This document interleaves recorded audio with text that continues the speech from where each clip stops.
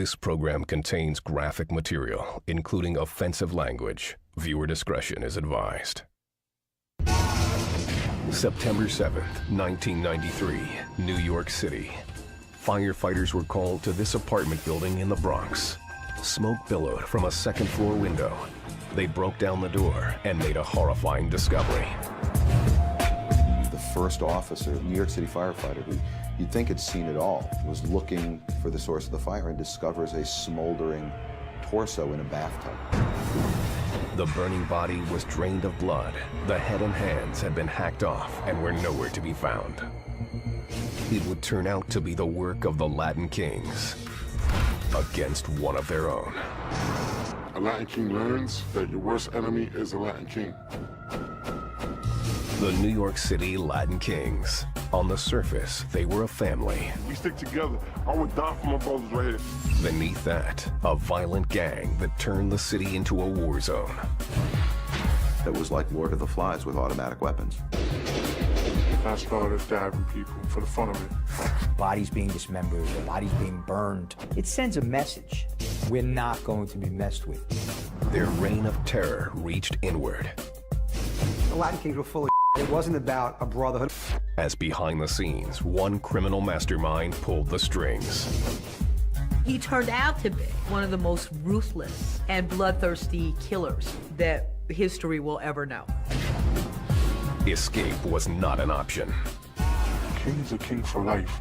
He dies under those colors. We go deep inside this dysfunctional family with never-before-seen footage, taking a rare look into their violent world.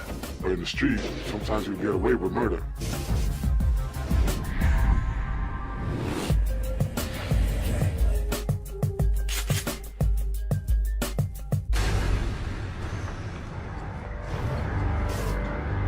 The streets of New York City.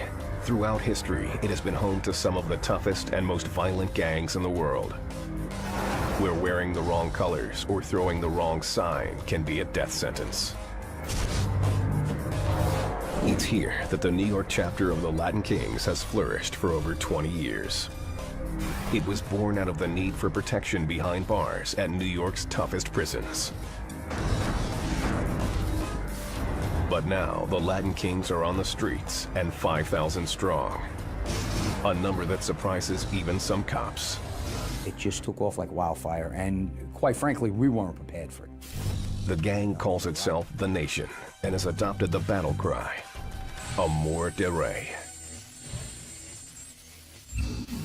It's this dual promise, the love of a family and the loyalty of an army, that is so seductive for many in New York's poorest neighborhoods. Black and gold, black and gold. Pigs love black and gold. Whose house? King's house. These current-day Latin Kings agree to speak with us about life inside one of the most violent gangs in America. They give us a rare glimpse into the nation. If any more want to come and pop on us, you know where we be at. Don't say behind closed doors, say to our face, all right? I'm on the rate. They openly taunt rival gangs, but they ask that their faces be concealed, mainly to protect them from their own. Their fear is real.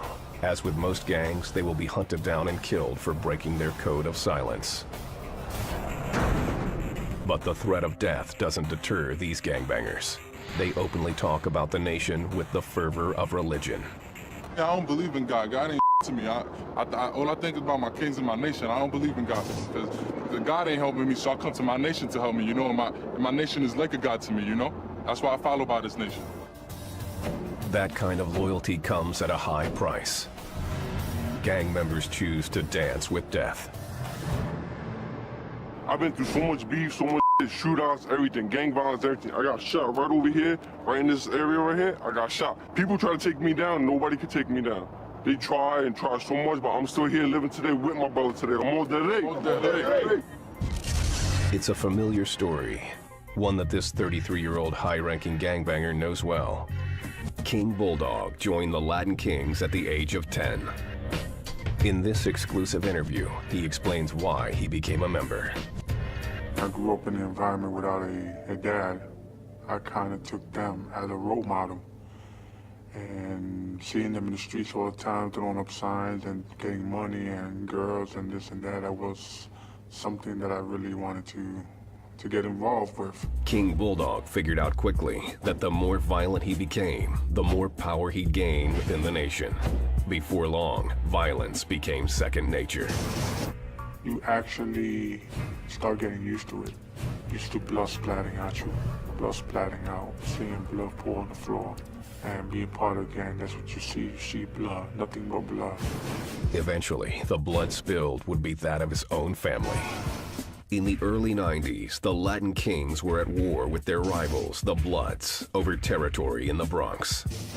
King Bulldog, then a high-ranking leader, saw red, literally, every time he saw someone wearing the crimson color of the Bloods.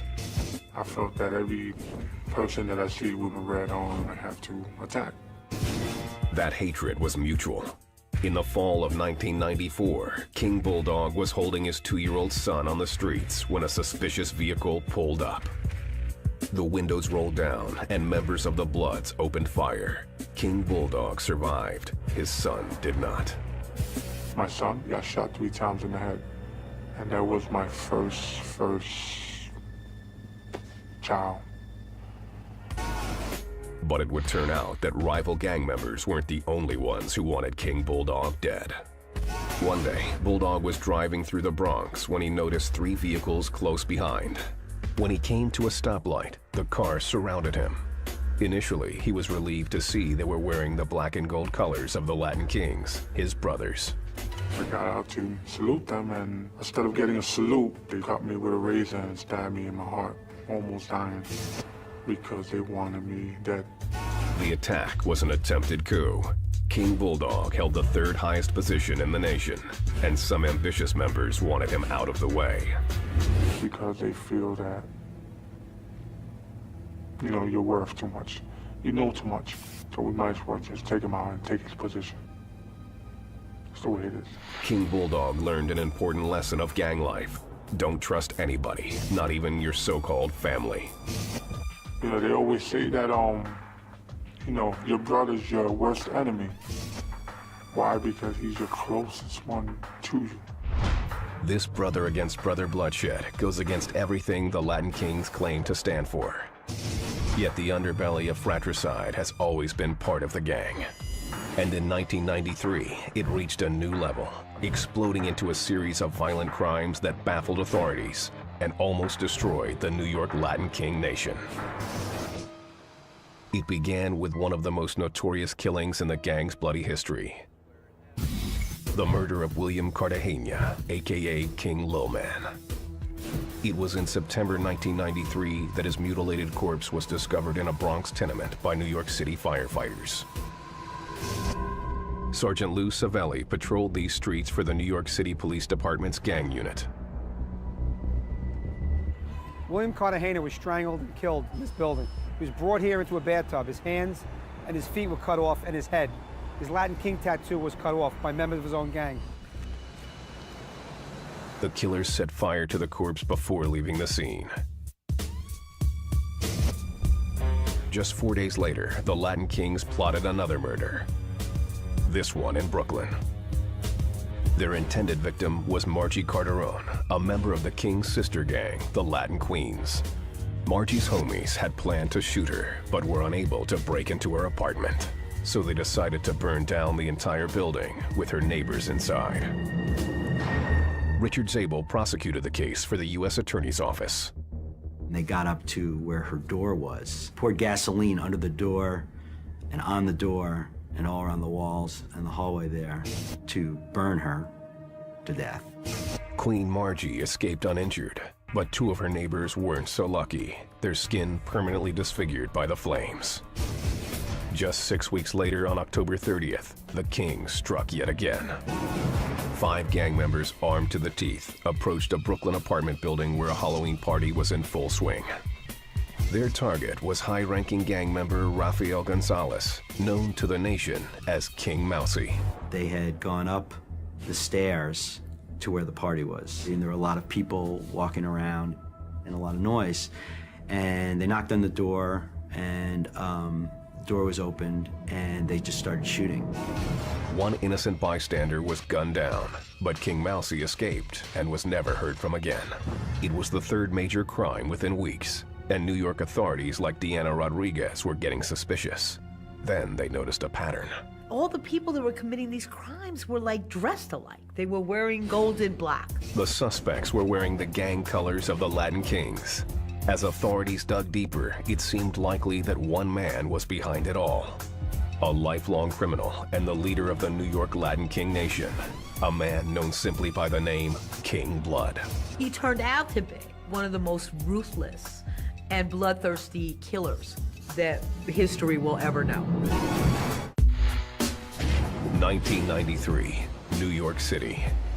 For months, gang unit detectives had tracked a series of brutal crimes, all believed to have been committed by one gang, the Latin Kings.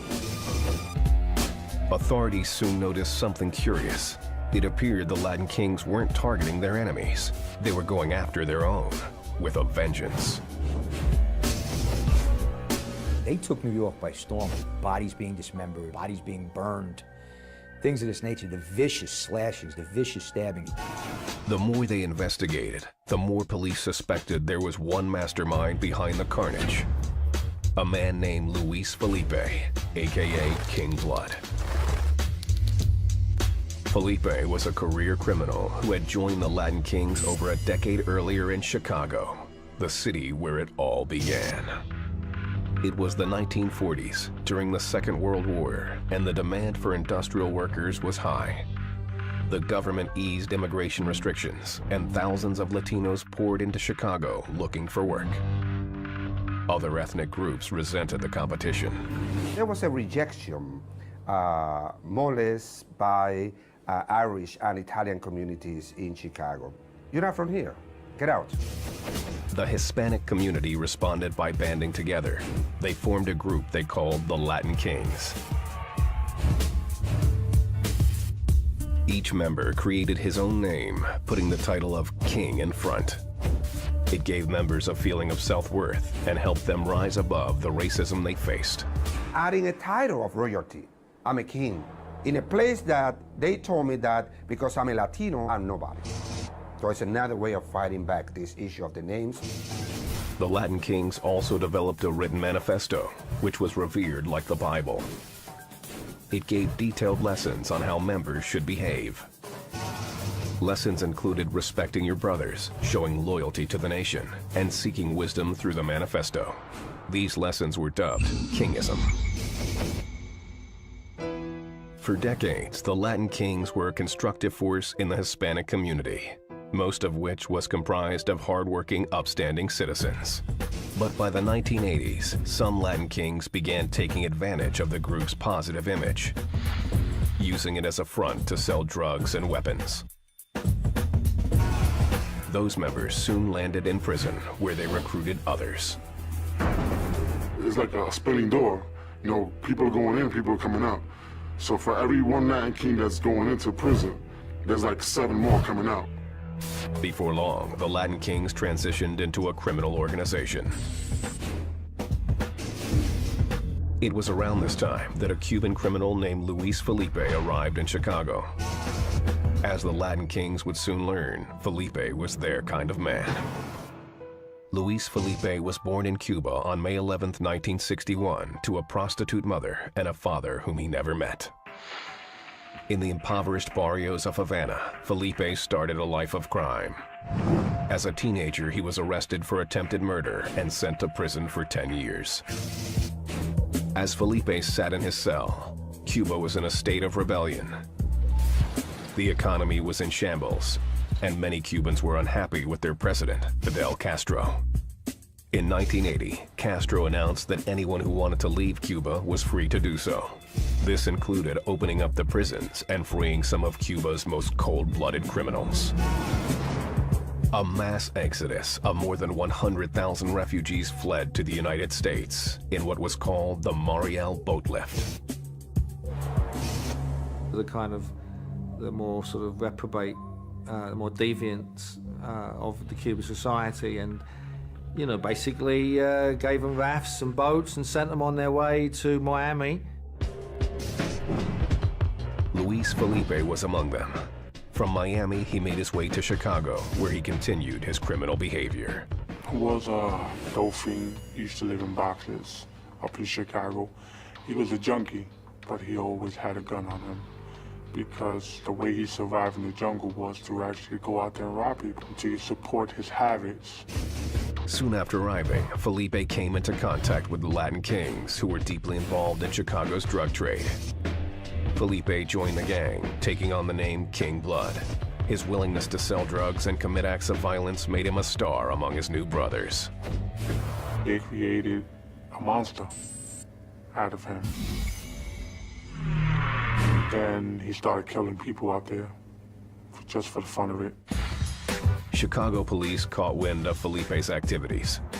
So in 1981, Felipe fled the Midwest and moved to the South Bronx in New York City. 1 year later, New York police arrested Felipe for shooting and killing his girlfriend during what he called a drunken accident. He was sentenced to 9 years and sent to Collins Correctional Facility in upstate New York. The prison was a hotbed of racial violence. African-American inmates were running the prisons, and from an inmate perspective, there must have been a real issue for safety for Latinos. In there, you gotta have someone, because if not, they'll either rape you or kill you, take everything you have. Felipe decided to unify his Latino brothers. On January 20th, 1986, he created the New York chapter of the Latin Kings. King Blood adopted the Chicago chapter's 5-point crown, which symbolized the nation and represented the 5 main principles of Kingism: respect, honesty, unity, knowledge, and love. If you broke one of the principles, you broke them all. If I lie to you, I'm breaking honesty. If I'm not honest with you, that means I don't respect you. If I don't respect you, that means I'm not being united with you and the rest of my brothers. If I'm not being united with you, that means I don't have enough knowledge to know that I'm supposed to have all my 5 points in my crown. And if I don't have those 5 points, then I have no love whatsoever for you. Amour de Rey, or King's Love, became the rallying call of the nation. Its ranks grew quickly. By 1993, membership had ballooned to the thousands as Kings left the prison system and began recruiting on the streets. People want to be part of something that they see as a movement and not just a gang. And that's what the Latin Kings were on the surface. But below the surface, the Kings were causing mayhem. From his prison cell in upstate New York, King Blood ran the gang with an iron fist. He had the respect of inmates and guards alike. The man was untouchable. No one would be able to get near him. He used to always walk with 20 members, and the police moving to the side for you, and if you get near him, no matter who you are, you're still going to get ripped or beat up, no matter what you are. Felipe's method of sending his orders to the outside was shockingly simple. He used handwritten letters. Felipe appreciated the power of the written word because he is not personally in touch with so many of these Latin kings. So he needs a way, a structure, a method of communicating, of instilling order, respect, rules, and he ends up doing that by the written word. When Felipe wanted someone taken out, he wrote it down. Problem was, over time, Felipe found more and more reasons to have people killed, and his brazen form of communication would come back to haunt him.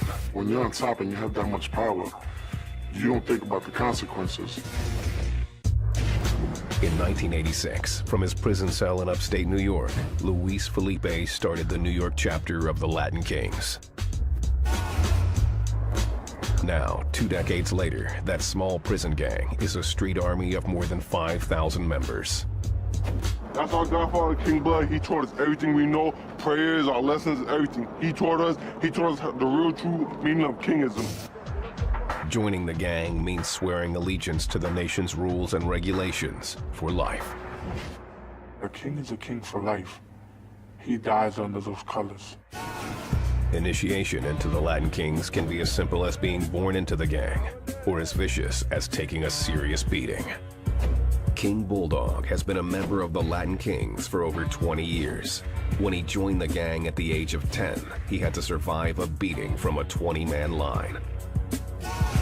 That means that you start from one person to the end with bats and sticks. If you make it, then you survive. If you don't make it, then one, you don't be part of it, and two, you be somewhere in the desert. And I went through the line, I made it. Once they make the gang, all members are expected to carry out missions.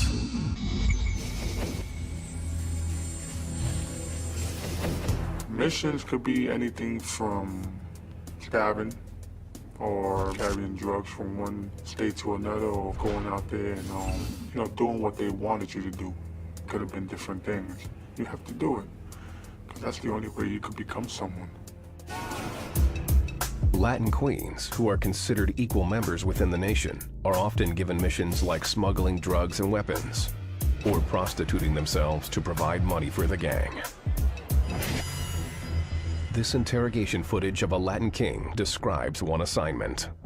We have a queen who lives in Brooklyn, who goes out once a month to Abington, Pennsylvania, to transport guns and drugs. The way she transported it is through a book bag with a teddy bear.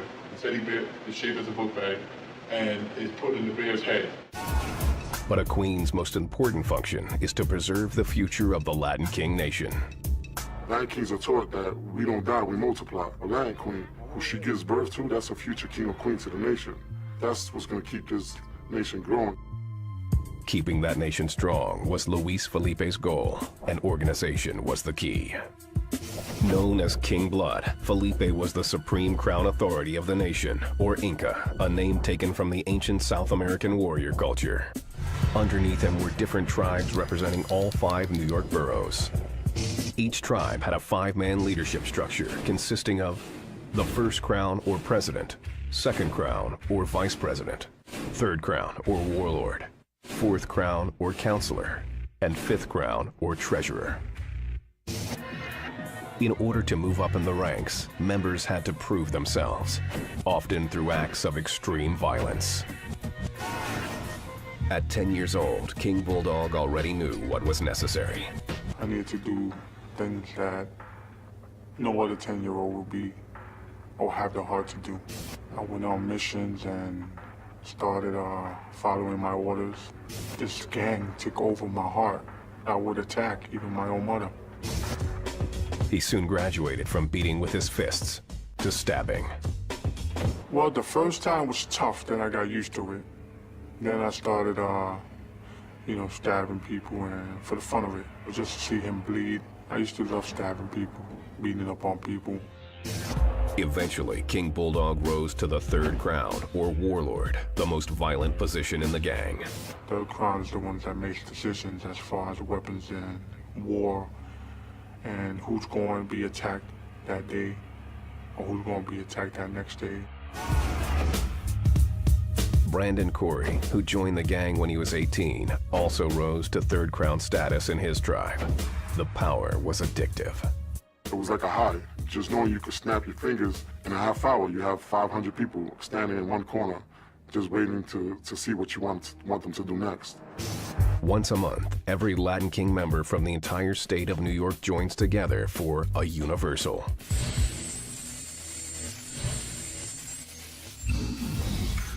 Yeah, we go Universal every month. That's where all the bros get together. We talk about our situations. We go at One People Nation. Instead of having the daily news, we had the Universal. Individual tribes also hold meetings where dues are paid.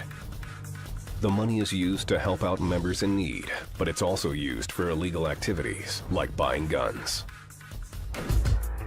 Tribal leaders use brutal tactics to keep members in line. Brandon Corey recalls a meeting where one member showed up 5 minutes late. The top dog, he was serious, he meant business. So, hey, come here, you was 5 minutes late, it's okay, just stand here in the middle of the circle for 1 minute. The guy didn't walk out that circle, he was carried out. He was stabbed up, they stabbed him up, and from that day forward, I was never late to a meeting. Just like the Army, the Latin Kings have a uniform, wearing the colors black, gold, and red. Gold represents the sun. Black stands for the past and remembering their history of oppression. Red was to represent the blood that Latin kings have shed for the cause of the crown of the nation, meaning the blood that I shed for what I believe in kingism. Latin Kings wear these colors like a badge of honor, unless they're trying to shake the cops. Then, as gang unit detective P.J. O'Rourke illustrates, they have subtle means of showing allegiance. When they're going to tell you this is a religious article, well, it is a cross, but the significance here is this was made to represent the Latin King nation, the black and gold on the cross with the black string. Black and gold bandana, this is traditionally what you're going to see on the street. We had information that when they had the bandana tucked into the belt line like this, they were using the bandana to conceal the butt of a firearm. Like most gangs, Kings also represent their allegiance through elaborate tattoos. A truly committed king will permanently mark his body with the 5-point crown or ADR, Amour de Rey. This right here, the crown, the line, and the shield. The shield protects my body, my mind, and spirit. The 5-point crown and everything. Black and gold never fold. So if I got a tattoo of a crown, that's my way of telling you, this is forever. This is my crown. This is my nation. Kings that are in prison with no tattoo parlor get creative when it comes to body ink. We create our own needles with pens. They take a machine and, like let's just say a haircut machine, they take the motor out, they put a pen on it, and it bounces up and down. This is the machine they used to do it. It's a small motor in here. These are all taken from pieces, parts found in the jail. They fasten this together, hook these wires up to it, hook these 2 wires up to a power source in the wall, dip the needle into ink, and away they go. Signing is a traditional way to show allegiance among most gangs. In the Latin King nation, some signs are general greetings, while others represent rankings within the gang. This means I'm willing to die for you. This is a 3-point crown, which is love, honor, and respect that you give your brothers. But back in the early 90s, the most important sign a Latin King could throw was the salute to King blood. The way you salute blood is throwing up your crown of respect and actually getting your right knee up and your left knee down on the floor. And that's the only way you could salute the man. If not, he would have been dead. Even from his prison cell, King Blood's authority was absolute. Through letters, he used his own coded language to order punishments for members who disrespected him, like a BOS. When a member is targeted for BOS, any member of that tribe sees him, they're supposed to attack him. And that beating could be a mild beating to a severe beating, sometimes has led to death. More serious crimes against the nation, like ratting or stealing money, could be met with a TOS.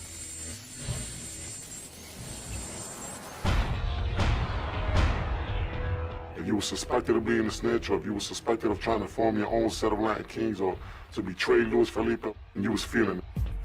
Problem was, by 1993, King Blood saw a traitor behind every corner. He was drunk with power and ordering hits on anyone he perceived as a threat, even high-ranking members. Violence is seductive. People get into it. It's like a drug. It's very difficult to turn off, and it's sort of bloodlust. On July 15th, 1994, near the George Washington Bridge, gang member King Russ was shot in the head for not standing by his brothers during an altercation with a drug dealer. 6 months later, King JR was shot and killed for not showing allegiance to King Blood. 10 days later, the body of King Light was found in front of this building in Spanish Harlem. His offense? Kissing the girlfriend of a Second Crown leader. The nation was turning on itself, and it seemed that almost any gang was safer than the Latin Kings. Bloods, Crips, or Aryan Brotherhood, or MS-13, or any one of them. A Latin King learns that your worst enemy is a Latin King. New York City, 1993. The Latin Kings were in turmoil as founder Luis Felipe, aka King Blood, kicked off an in-house bloodletting. Anyone he perceived as a threat was killed, and the corpses were piling up. Everybody wanted to be a chief. Nobody wanted to be an Indian. It's always a power struggle. At first, New York police were baffled at what seemed to be a spike in random crimes. But then they learn of a single source that connected them all, the writings of King Blood. Felipe was serving a 9-year sentence in upstate New York for murdering an ex-girlfriend. But from behind bars, he sent letters to his closest associates on the outside. Coded letters that contained execution orders. But authorities figured out King Blood's system and began secretly copying thousands of his letters. In the fall of 1993, they began linking Felipe to dozens of crimes, including 3 against his own nation. The first was the murder of William Lil Man Cartagena. Felipe's letters show he was angry over Lil Man's failure to kill a fellow gang member. Felipe also suspected Lil Man was skimming money from the nation. In the scheme of things, we're not talking about thousands of dollars. Maybe we're talking about hundreds of dollars. Maybe. In a letter dated August 4th, 1993, Felipe wrote to his second crown, "Hey, number 2, make that bitch Lil Man feel it for you and me. Slow burn." 1 month later, on September 5th, Lil Man was lured by his homies into this Bronx apartment building. He had no idea he was about to be murdered. It's a technique the Kings call sleeping.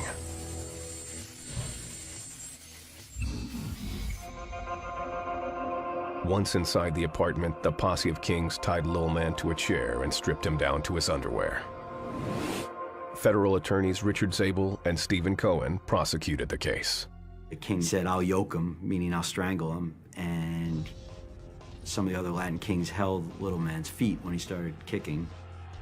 There's then a discussion about whether or not he's dead, and they decide to take a belt and loop the belt around his neck and strangle him that way. And so then in turn they each, almost ritualistically, tug on the belt to participate in the murder. The Kings untied the lifeless body from the chair and brought it into the bathroom. There, the carnage continued. They loop him up by the feet around the shower head, and they, at that point, slit his neck and allow the blood to drain out of the body. The Kings needed proof of the murder to show their superiors. They decided to use an electric turkey carving knife to cut off Lil Man's head and hands. They also sliced off the tattoo on his right arm. Lil Man was out of the picture, but now King Blood had yet another problem. He feared that Little Man's girlfriend, Margie Carterone, knew too much about the gang's inner workings. In a letter dated August 8th, King Blood wrote, "I hope by the time this letter arrives, our mutual problem with Lil Man and Margie are already resolved. But remember that things must be done with brains and never leave loose ends." A group of assassins took action. They tried to break into this Brooklyn apartment building where Margie lived to shoot her. When they couldn't get in, they decided to burn down the entire building. It did not end up killing Margie Carterone, who was there at the time, but the fire went up into another apartment and burned some innocent people. But King Blood could care less about innocent bystanders as his bloodbath raged on. King Mousy was a high-ranking gang member in the same Brooklyn tribe as Margie Carterone. He was starting to gain a following. Felipe's letters reveal that Mousy was in the crosshairs for adding some of his own lessons to the Latin King Manifesto. It was jealousy or envy or, you know, who is he? Look, he's forming his own little set within the set. Let's stop that right now. All right, we'll make an example out of you. That's the first and last time you do that. On September 29th, 1993, King Blood wrote to his second crown, "Please get that sucker. As long as that punk Mousy is alive, we gonna have problems." A month later, a Latin King hit squad learned Mousy would be at a Halloween party in Brooklyn. They opened fire on the revelers, killing an innocent man. The Kings fled, passing Mousy on their way out. One of the Latin Kings saw Mousy coming up the stairs, and as he ran by him, he said, "Mousy," and Mousy turned his head to look at him, and he shot Mousy on the stairs. King Mousy was injured, but managed to escape with his life. King Blood kept sending out his ruthless orders, and the executions continued. He had no idea that authorities were compiling all of his correspondence, more than 20,000 pages of it. By 1994, the government had amassed a virtual blueprint of King Blood's crimes. I think all of us were just shocked at the level of violence. You just looked at this and said, you know, we've got to stop these people. In 1994, federal prosecutors were compiling a case against New York City Latin King founder Luis Felipe, also known as King Blood. They had amassed more than 20,000 pages of personal letters to his associates, many giving orders for murder. It was up to prosecutors to connect the dots. Those letters would reflect King Blood's orders to the Latin King nation. He would say, I want a TOS on this person. We would have learned that that person had been killed, and we would track it back, you know, to how that happened. Faced with a stockpile of damning evidence, many of Felipe's most trusted associates flipped, choosing to testify against their leader in exchange for shorter prison sentences.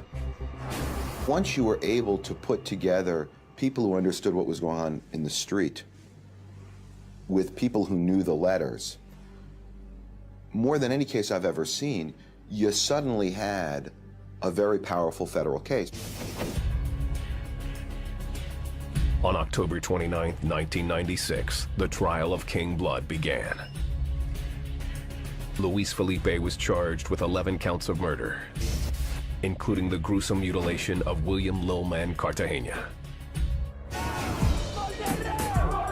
Hundreds of Latin kings showed up to support their leader.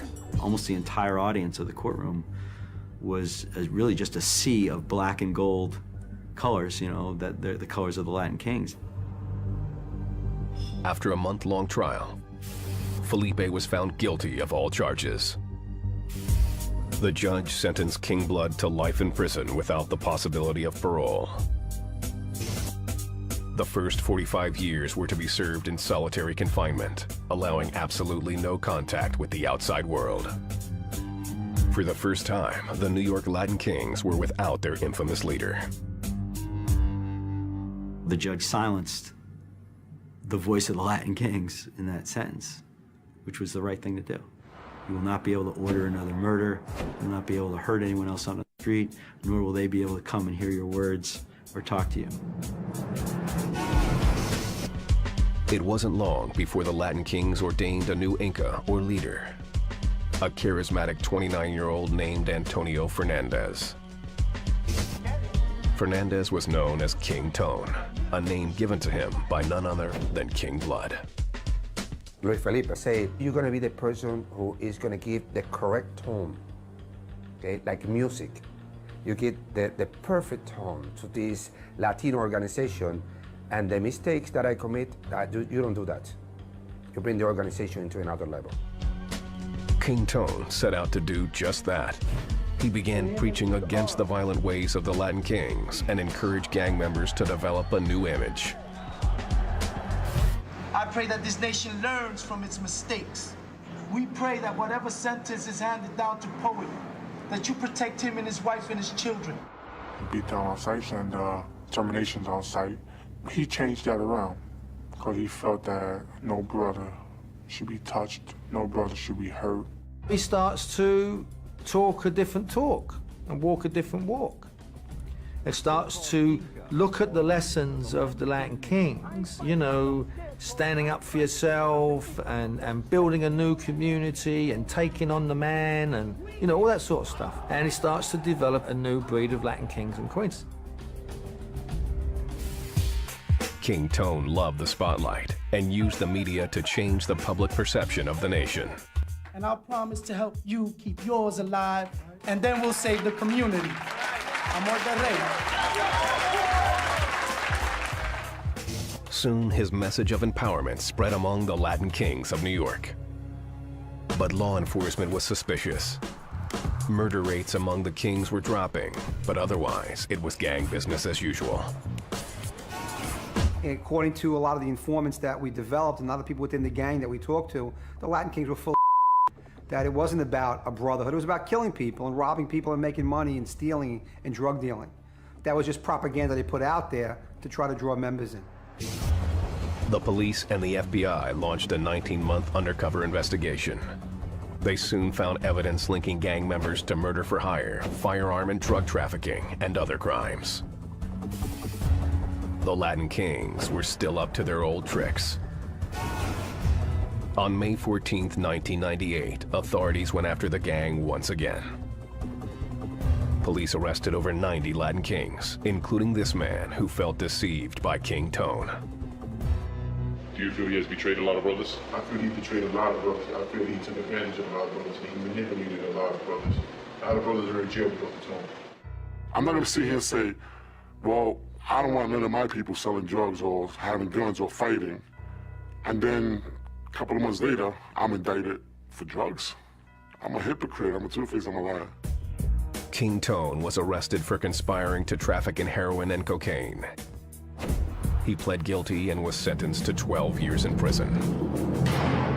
He pled guilty because he knew they got him. And really, he should go down in history as being one of the greatest con men of our generation.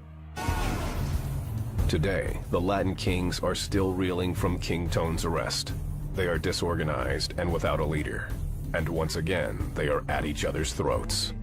There's internal strife again. There's again the battle for supremacy. There's again the battle of which tribe will born the new Inca. And so what we do see is a lot of in-house fighting. Even so, recruitment is on the rise, especially with so-called Pee-wee Kings. Pee-wee Kings are 8 years old, 9 years old, 7 years old, who are being utilized to carry drugs, the ones that will carry the guns, who are taught how to commit acts of violence against their purported enemies and each other. The little kids, they're the princes and queens of this tribe. What we teach them, they grow up and they become us. They become us smart and wise like us. Many believe that it's just a matter of time until the Latin Kings make a comeback. The guys that we arrested and the people that were put in jail in the 90s that didn't receive life sentences are starting to come home. And they're going to start it up again. And I think a lot of what we're going to see now is the resurrection. All our brothers come out of jail, we right here, we right there. We got their back 24/7. They're in prison, they're in their little bed real quick, but when they come out, we here with them. We will have their back 100%, 24/7. Black and gold never falls right. I'm on that right. On that right. Today, King Bulldog says he is retired from the Latin Kings, though he remains in contact with them. He spends his time trying to dissuade kids from joining gangs. I basically am trying to make a change out of them still, because I know there's certain members, certain kids in there that has good in them, that they don't know what they're getting into. Brandon Corey is also using his experience for good. While serving a 3-year prison sentence, he wrote a book about life in the nation. He now lives under his own principles. You don't have to wear yellow and black and a yellow bandana around your neck to say you're a king. If you're working, taking care of your wife and kids, and you're doing the right thing, that alone makes you a Latin king. Even so, for any New York Latin king, the past is prologue. I think the Latin kings are always going to be around, because there's always going to be young ones. They're going to grow up and they're going to teach their young ones. It's always going to be there. We're going to be in the future. We was in the past, we're in the present, now we're going to be in the future. There is no stop to this, know what I mean? It's always going to be here forever. It's never a stop thing. I'll see you later now. This is never end. It's always going to be around forever and ever, know what I mean? Every day that I walk out my house, I need to look behind me. And then to this day, I still look behind me, because you never know.